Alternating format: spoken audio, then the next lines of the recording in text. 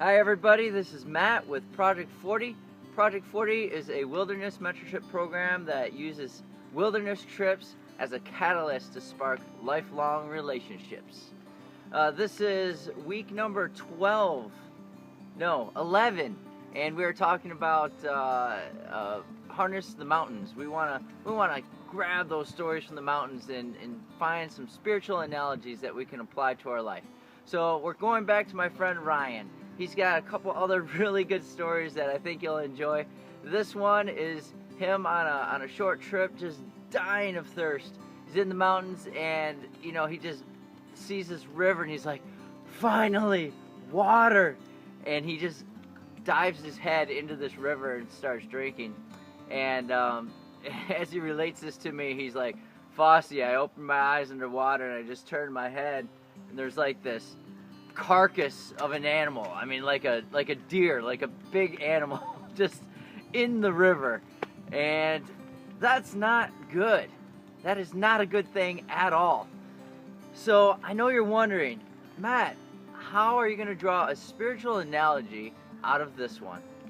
Well, the next 3 weeks we're going to be talking about this concept of water.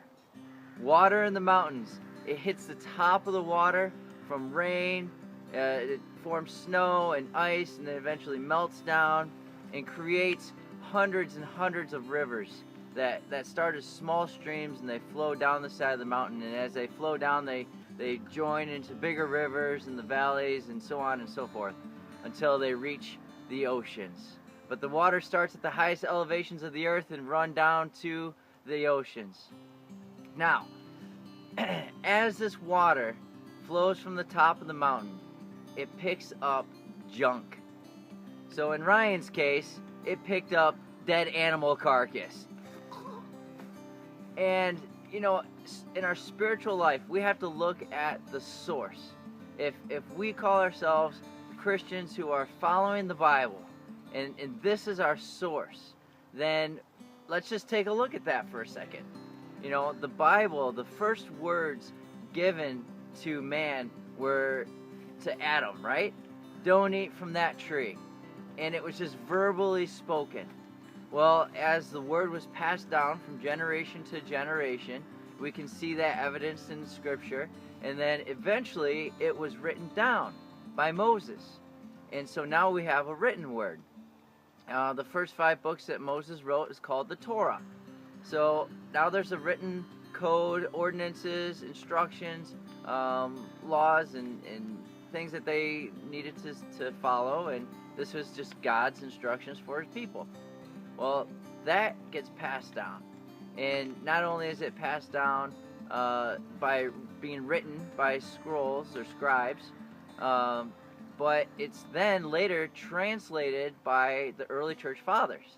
So now we have spoken to written to language change, and that changed from Hebrew to Greek in the New Testament, changed again to the English translations that we read today.